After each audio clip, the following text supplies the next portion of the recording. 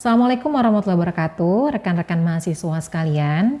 Pada kesempatan kali ini, saya Kurata Ayuni akan memberikan sebuah bahan diskusi mengenai hukum tata negara darurat di Indonesia. Topik ini menjadi salah satu topik yang hangat diperbincangkan dikarenakan adanya status kedaruratan yang kita alami pada saat pandemi COVID-19 yang melanda di seluruh dunia pada saat ini. Penggunaan hukum tata negara darurat menjadi sangat populer karena membedakan penggunaan hukum tata negara pada situasi-situasi tertentu dan berbeda dengan situasi-situasi normal. Sehingga kita mengenal adanya bahwa kondisi-kondisi khusus yang membutuhkan pendekatan hukum tata negara dengan cara yang khusus, dan juga ada hukum tata negara biasa yang digunakan dalam kondisi negara dalam keadaan biasa. Oleh karenanya, sebelum kita bicara lebih jauh mengenai hukum tata negara darurat, maka kita akan membahas dulu mengenai konsep awal mengenai apa yang disebut dengan hukum tata negara darurat, atau dalam peristilahan lain dikenal sebagai state of exception atau state of emergency. Secara peristilahan, hukum tata negara darurat dikenal juga dalam banyak sekali istilah. Ada state of emergency, état de siege, state of exception, dan seterusnya. Teorinya berawal dari teori Carl Schmitt yang mengatakan bahwa perlu ada sebuah hukum khusus yang dilaksanakan dalam situasi-situasi khusus. Mengapa demikian? Karena ia mengatakan dalam political theology, 4 chapter on the concept of sovereignty, dia mengatakan every norm presupposes a normal situation and no norm can be valid in an entirely abnormal situation.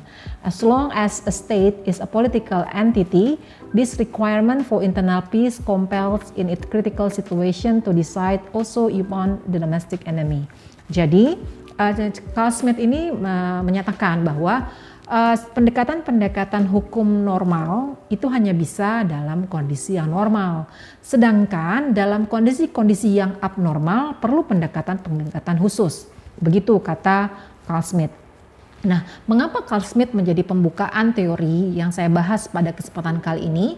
Karena Carl Schmitt dianggap satu orang sarjana yang kemudian menempatkan pengaturan mengenai hukum tata negara darurat secara spesifik dalam konstitusi, khususnya pada konstitusi Weimar pasal 48. Meskipun dalam penerapannya kemudian konstitusi Weimar ini menimbulkan banyak sekali penyelewengan yang digunakan oleh Hitler dengan Nazi, tapi pada prinsipnya konstitusi Weimar ini secara unik menjelaskan tentang pengecualian apa saja yang boleh dilakukan oleh seorang pemimpin atau dalam katanya bahasanya the sovereign dalam kondisi-kondisi abnormal.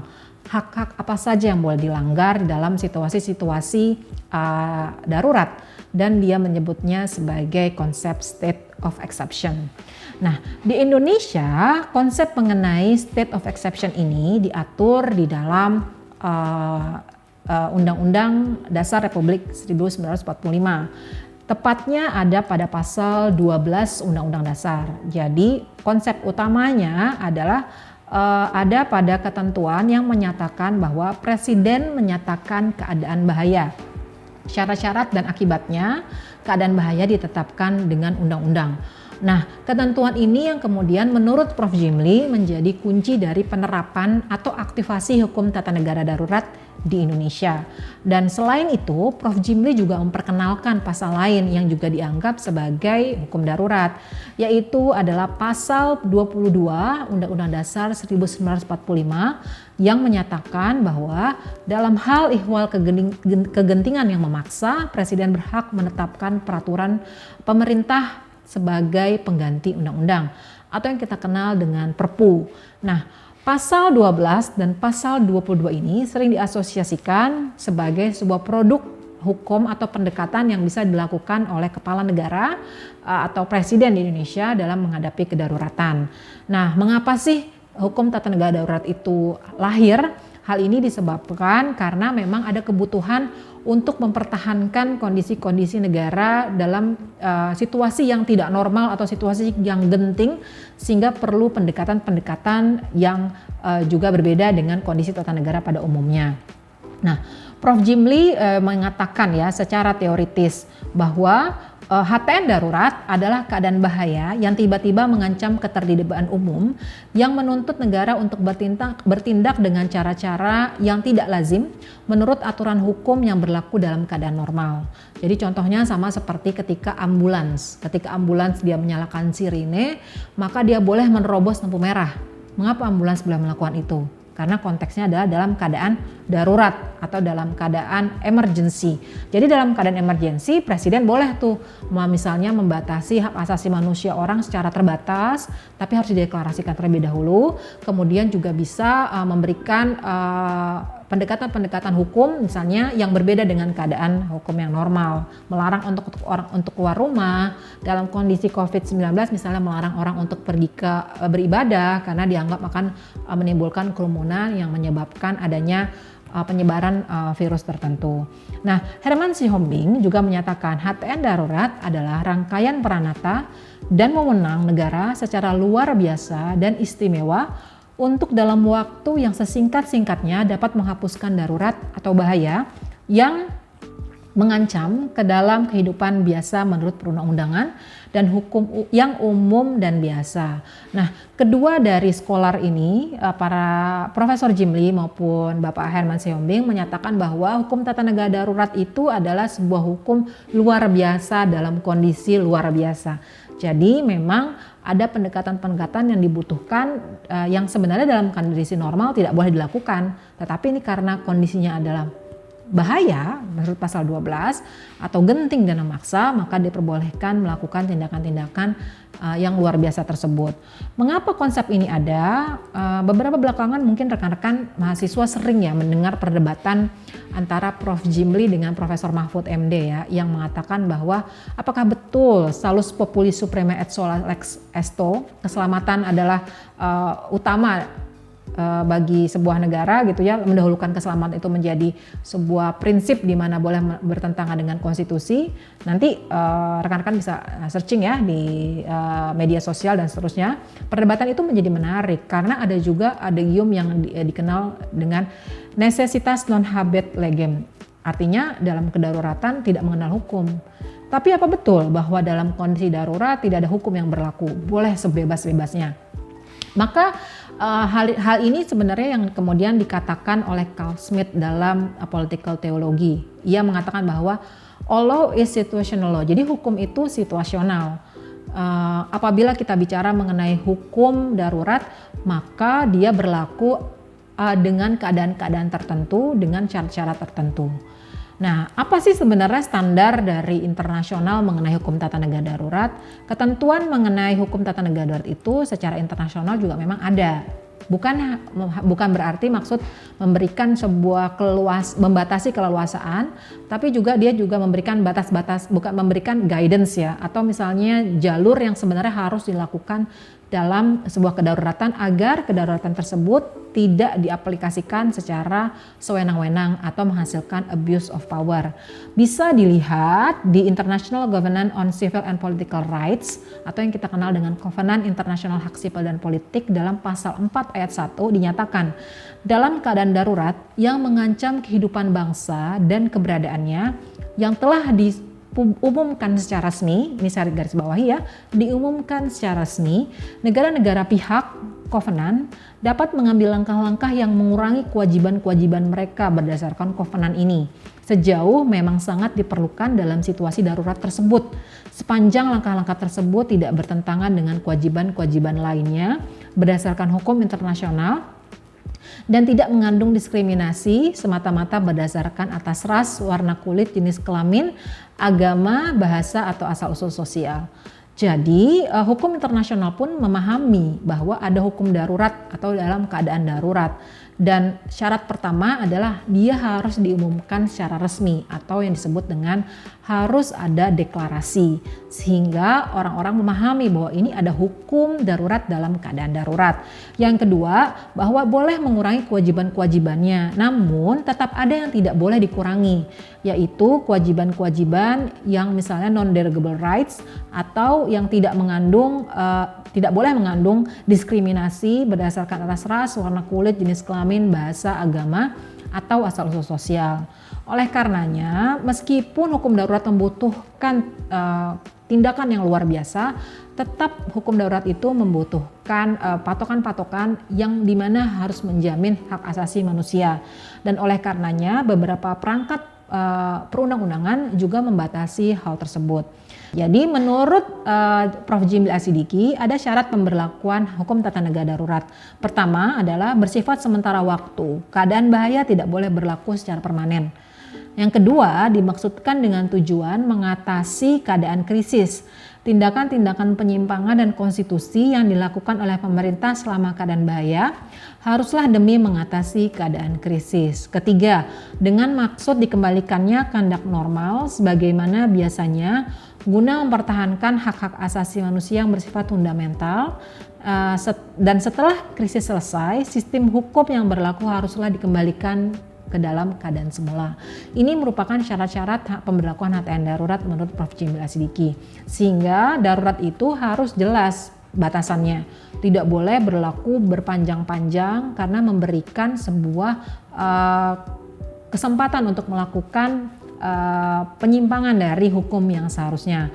Oleh karenanya ada juga beberapa pendapat, yakni misalnya Clinton Rossiter dalam bukunya Government in the Modern Democracy, dia mengatakan perlu ada banyak batasan-batasan tertentu dalam penerapan state of emergency. Sama saja ya, state of emergency itu dalam bahasa Indonesia kita anggap sebagai hukum tata negara darurat agar tidak menimbulkan constitutional dictatorship yang berbahaya.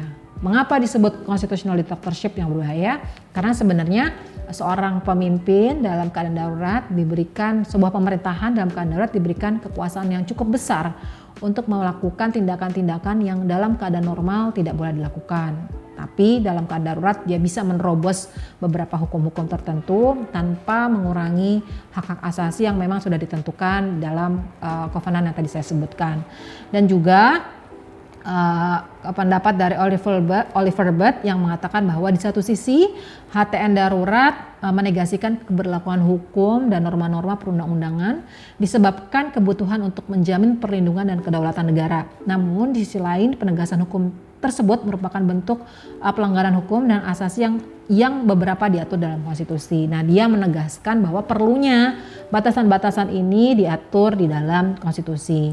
Namun, rekan-rekan sekalian, bahwa di dalam konstitusi kita konsep mengenai kedaulatan itu diatur sangat sedikit. Yang tadi saya sebutkan adanya di pasal 12. Presiden menyatakan keadaan bahaya, syarat-syarat dan akibat keadaan bahaya ditetapkan dengan undang-undang.